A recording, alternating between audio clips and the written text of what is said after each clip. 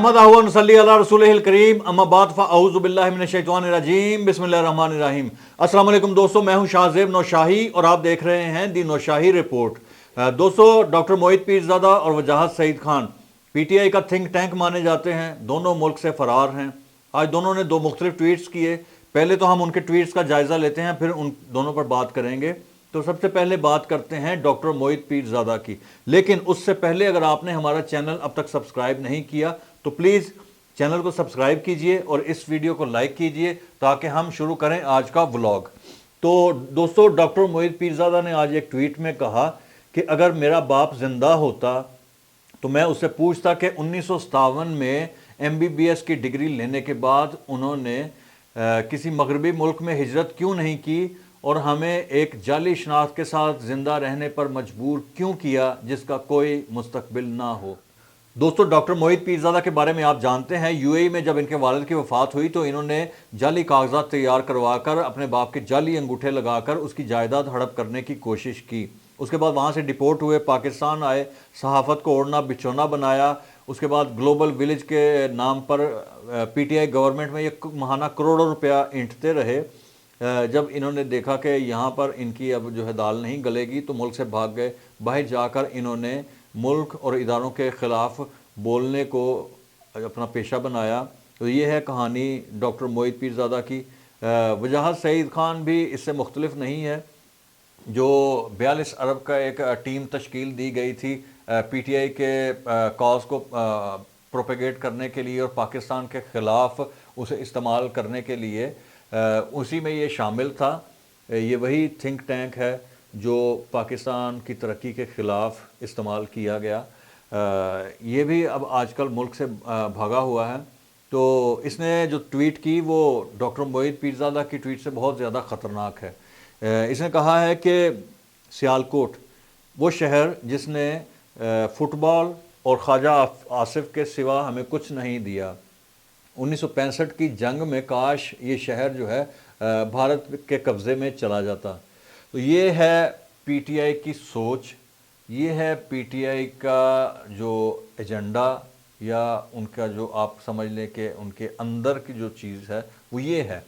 मुल्क दुश्मन हैं ये सारे, मुल्क के ख़िलाफ़ हर्जा सराई करने का कोई मौका हाथ से नहीं जाने देते। फ़ौज से, पाकिस्तान के इदारों से, अवाम से सख्त नफ़रत करते हैं ये लोग। अब आप यहीं देख लें, एक सियालकोट शहर, उस शहर के बारे में कह रहा है कि जो पाकिस्तान में फॉरेन एक्सचेंज जनरेटिंग में दूसरे नंबर पर है, यानी डॉलर्स कमाने में पाकिस्तान में जो शहर है दूसरे नंबर पर सियालकोट है। इसकी एक्सपोर्ट्स में फ़ुटबॉल है, लेदर प्रोडक्ट्स हैं, सर्जिकल बेइंतहा तकरीबन समझ ले कि पूरी दुनिया को एक्सपोर्ट करता है सियालकोट।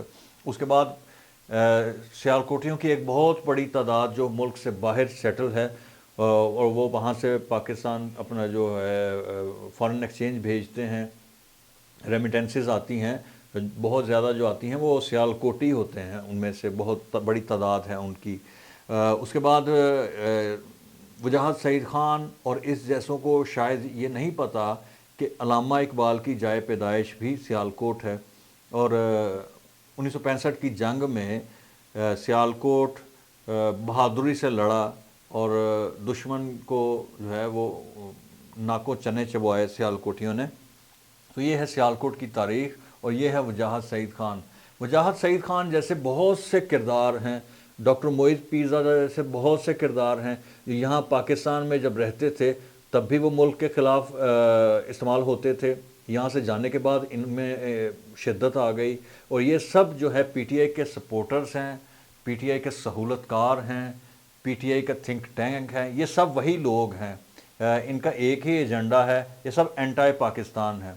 मुल्क दुश्मन कुव्वतों ने ये सब जो है पाकिस्तान में ये इनको प्रमोट किया, इनको आवाज़ बनाई और इनकी आवाज़ को दूसरों तक पहुंचाया। इसमें एक तो ये डॉक्टर मोहित पीरज़ादा है, वजाहत सईद खान है, आफ्ताब इकबाल है, साबिर शाकिर है, हैदर मेहदी है, आदिल राजा है, अहमद नूरानी है। ये सब वो लोग हैं जो यहाँ से भागे हुए हैं और अब इनका एक ही काम है, दिन रात पाक फ़ौज के ख़िलाफ़ भौंकते हैं। ये मैंने एक व्लॉग में भी और शायद ट्वीट में भी कहा था کہ ان سب کو انٹرپول کے ذریعے پاکستان میں لا کر قانون کے مطابق ان کو سزا دینی چاہیے۔ اب ایک اور صحافی ہے پی ٹی آئی کا، صدیق جان، ابھی آج ہی یا کل یہاں سے بھاگ چکا ہے، پاکستان سے جا چکا ہے۔ اس نے جب رہتے ہوئے یہاں پہ عدلیہ کے خلاف کھل کے وہ بھونکا ہے۔ جب اسے پتہ چلا کہ اب اس کی پکڑ ہونے والی ہے تو جو اسے لے کر آئے تھے انہی کی سہولت کاری کے باعث وہ ملک سے بھاگ گیا۔ تو یہ ہے لیٹسٹ ڈیولپمنٹ، یہ جتنے بھی پاکستان کے خلاف بول رہے ہیں۔ اب یہاں اور بھی بہت سے ایسے کردار ہیں، ان میں حامد بیر بھی ہے اور بہت سے لوگ ہیں۔